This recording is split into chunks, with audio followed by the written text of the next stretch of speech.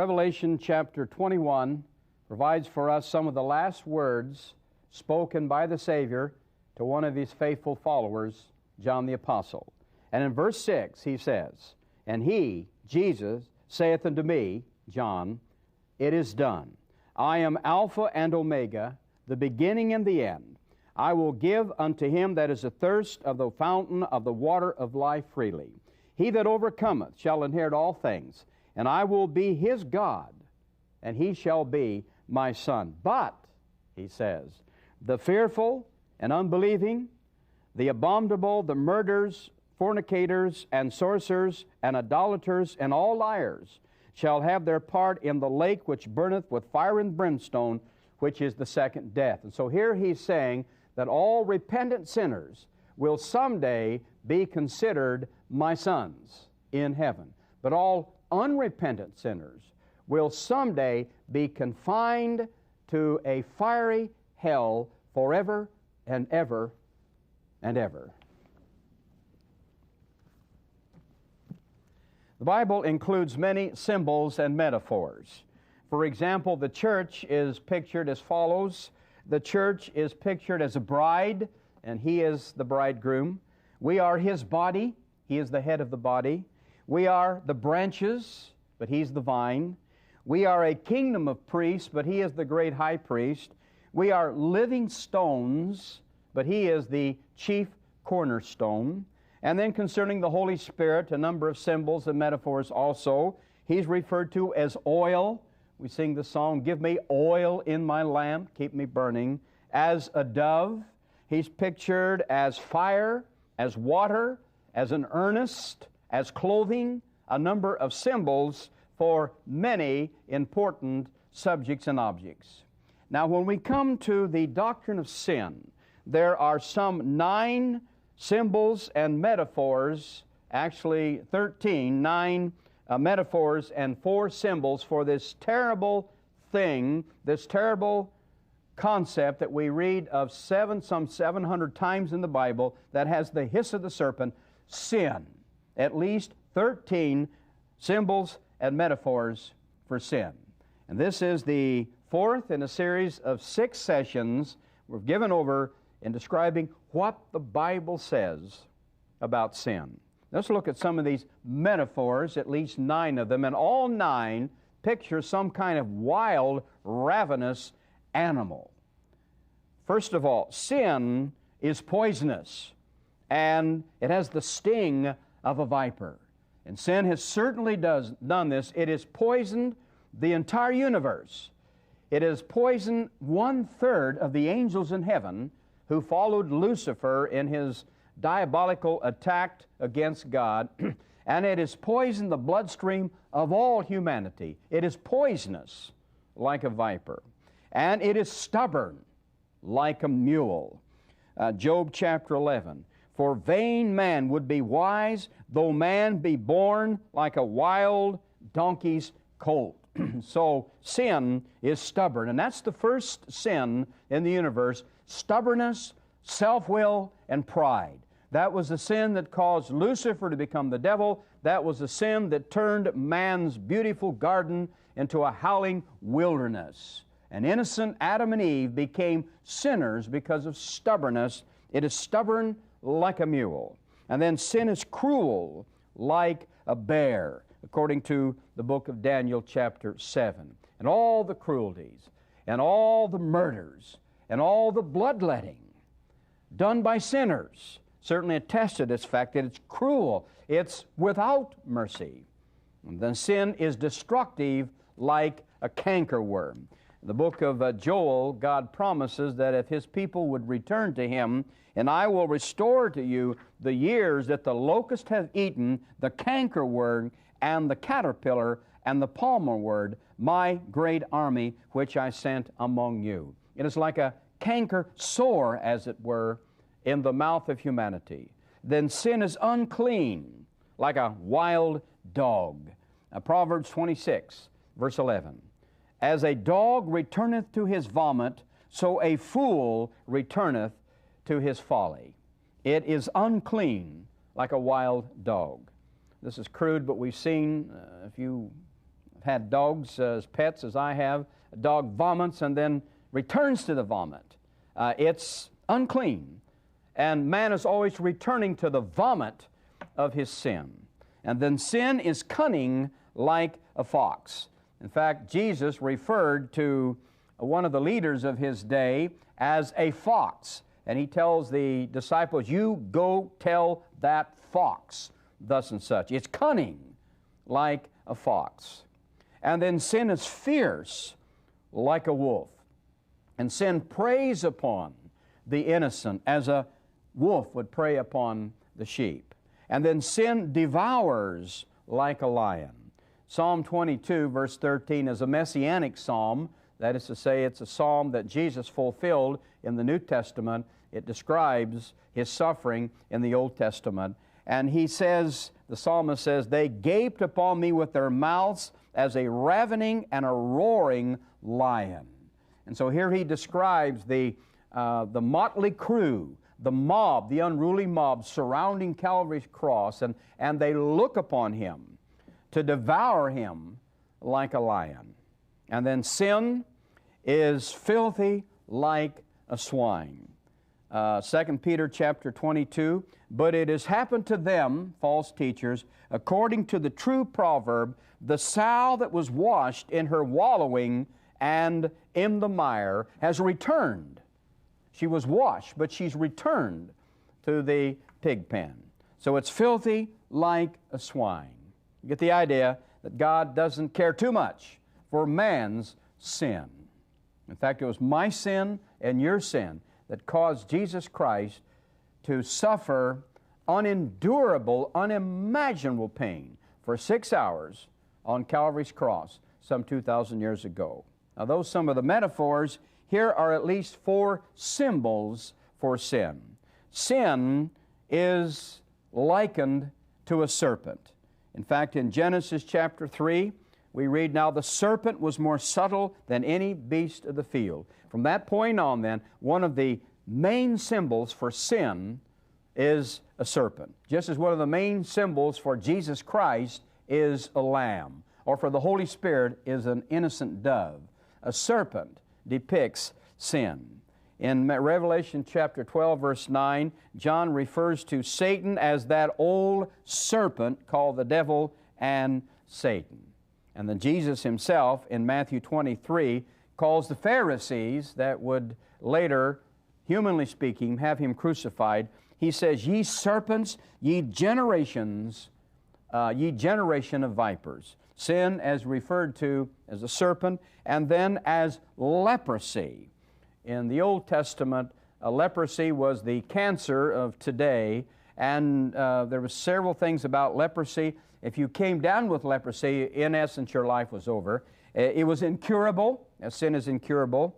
It isolated you. You had to be considered unclean, and you could not dwell with other human beings. And sin separates the sinner from the fellowship of God and God's people. It is incurable. It isolates the sinner, and it makes one totally unclean. And the Bible says we are all unclean. There's none that doeth not, no, not one. And it brings about much suffering, and sin disfigures as leprosy disfigured the body. Sin disfigures both the body and the soul. So I think a very appropriate, if not terrible, symbol for sin is leprosy. And then here's another, leaven.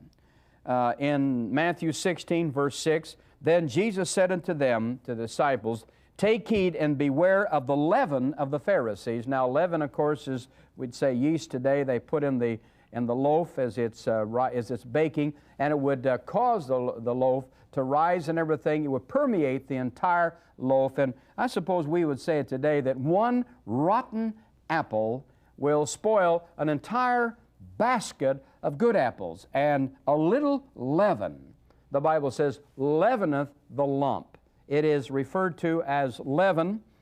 And I thought several times about using this fourth one, lest the feminists would accuse me of chauvinism. But sin is also, on several occasions, likened to a woman. Now let me just say this, that a woman is also pictured in a totally different light in the Bible. A woman is often the love of a mother for her child is depicted or is contrasted compared with God's love for Israel. As a mother loves and would die for her newborn, so God loves His people, Israel. And then we think of the purity of Mary in the New Testament. So a woman can stand for purity, for love, for sacrifice, but on some occasions, one of the symbols for sin is a woman. And I think of that passage in Revelation chapter 17, verse 4 and 5, where John sees this harlot called Babylon, and really what we have here in the Great Tribulation, perhaps one of the first events that will take place in the Great Tribulation, that all the false religious systems of the world will be united in unholy marriage, controlled by the Antichrist, and it's referred to, this false religious system, as the great harlot church. And I read these words in Revelation 17. And the woman was arrayed in purple and scarlet color, and decked with gold and precious stones and pearls, having a golden cup in her hand full of abominations and filthiness of her fornication. And upon her forehead was a name written, Mystery Babylon the Great, the mother of harlots and abominations of the earth. So here are some of the symbols and metaphors for this terrible thing called sin. Now, what about the consequences of sin? We've touched on this briefly, but let me spell it out more directly now. Upon Lucifer, first of all. Now, Lucifer was the first sinner, and you remember he introduced sin into the universe, and he naturally experienced the first terrible results of sin.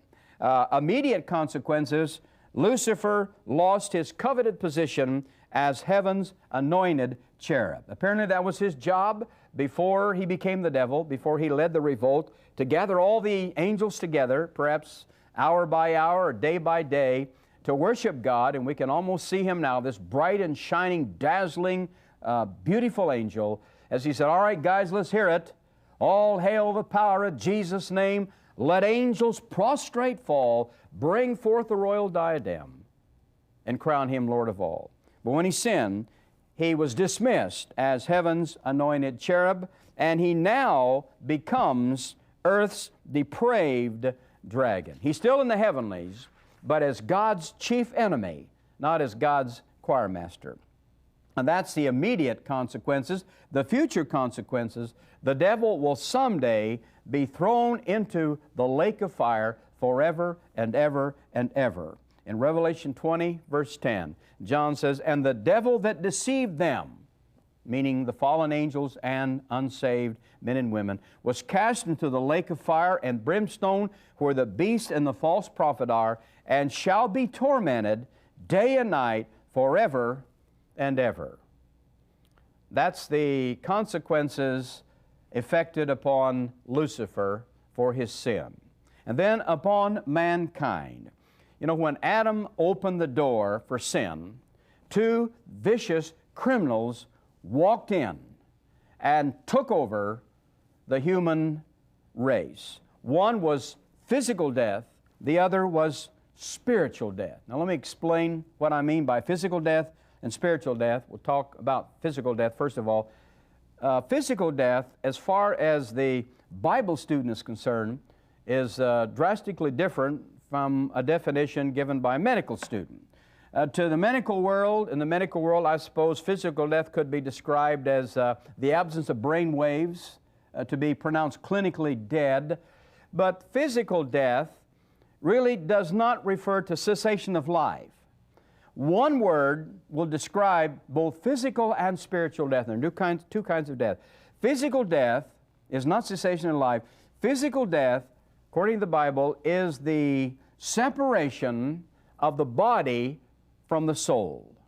Now, I was a pastor a number of years before I came to the university here many years ago, and I've conducted a number of funerals. I've never buried a person.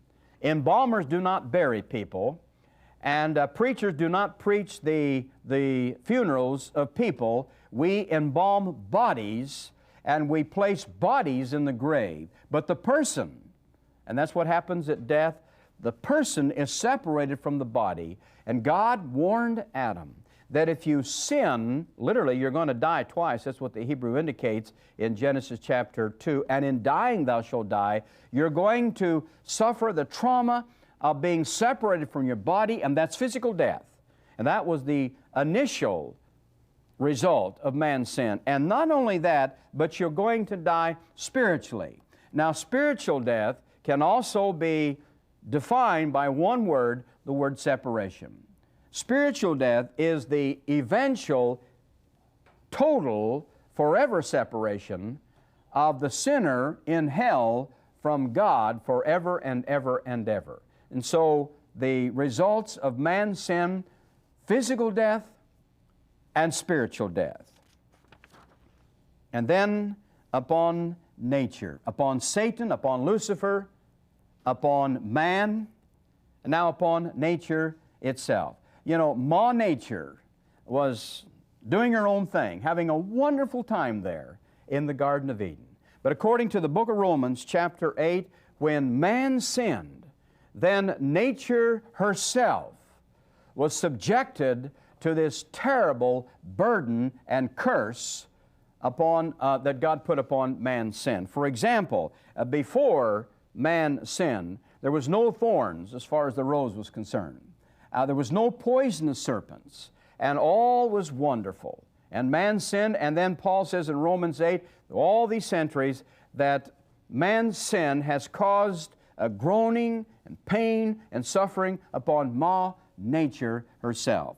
In fact, in Romans chapter 8, Paul says, the earnest expectation of the creature, that means creation, waiteth for the manifestation of the sons of God. Ma Nature is waiting for the millennium to take place that remove this curse from her.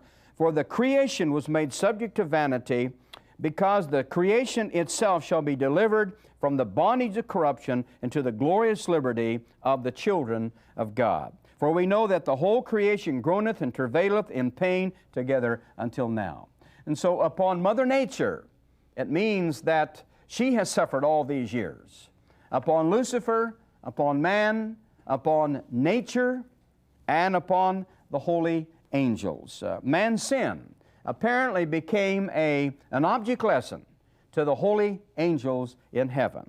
For example, Paul says in 1 Corinthians 4, verse 9, we are made a spectacle unto the world, to angels and to men. And later we're told that the angels are now ministering spirits of the heirs of salvation. We're also told that angels, Simon Peter says, desire to look into the things of God relating to the salvation of sinners. So in any church service, I'm sure there are unseen creatures there. There are good angels and bad angels, and the church itself is pictured as a university whereby God can teach angels. In spite of man's sin, there's the grace of God. And the Bible says in Ephesians 2 that someday we will be trophies of God's grace throughout all eternity in the ages to come. And angels will be able never to experience the grace of God, but to see the grace of God over sin as demonstrated by believers. And so concerning the angels, sin actually was used by God to serve as object lessons, that where sin did abound, there did grace much more abound. And then upon God Himself. What effect did man's sin have upon God? Well, it meant that God could no longer rest as He had once done. You know, we said this often, let me repeat it again, that everything God has ever done, everything God is doing right now, everything God ever will do, you can place under one of two categories: God's work in creation, God's work in redemption. Now, the first two chapters in the Bible are given over in describing God's first great work, that of creation. And He created all things in 6 literal, and I believe 24-hour days. But the Bible says then after creation, on the 7th day, God rested from all His work. In other words, He rested not because He was lazy, not because He was tired, but because His first great work, that of creation, had been completed.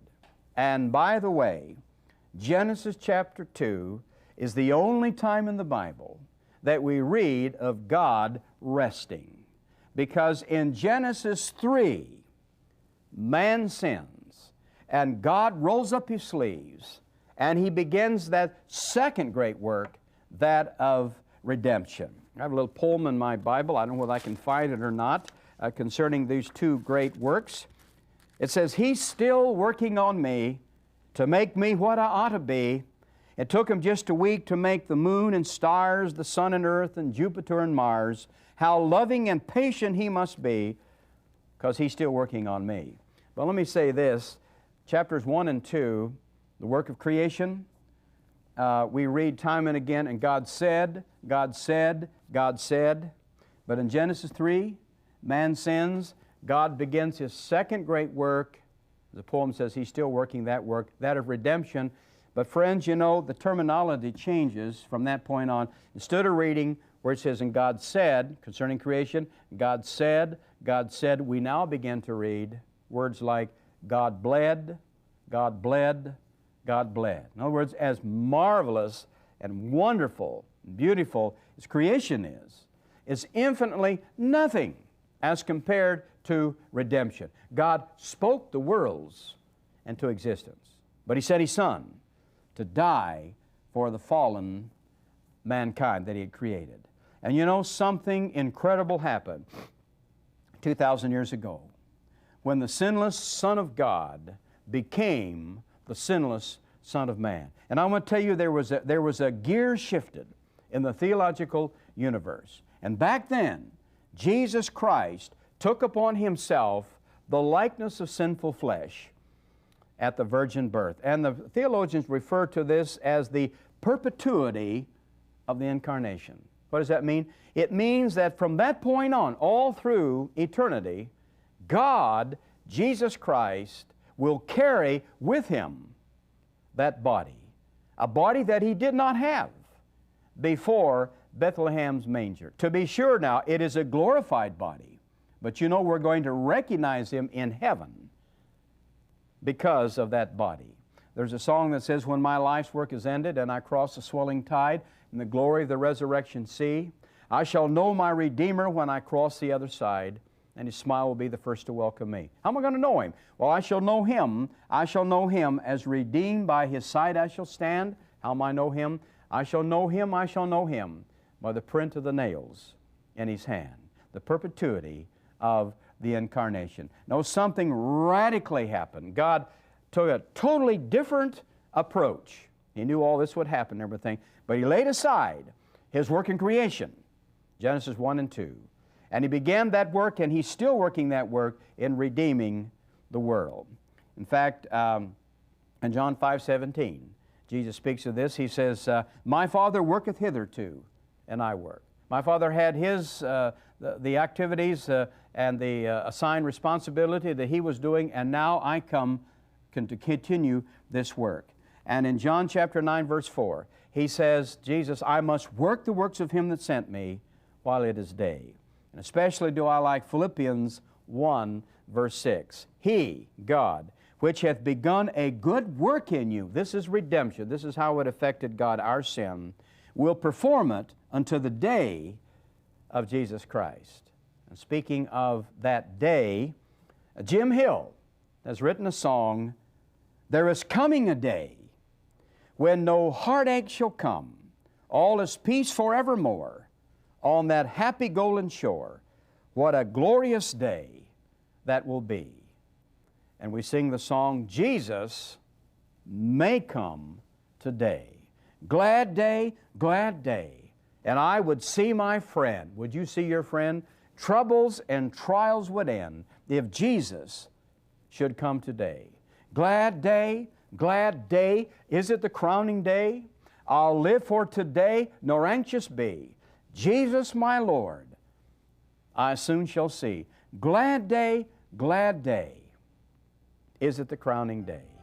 The effects of my sin upon Lucifer, upon man, upon nature, upon God Himself.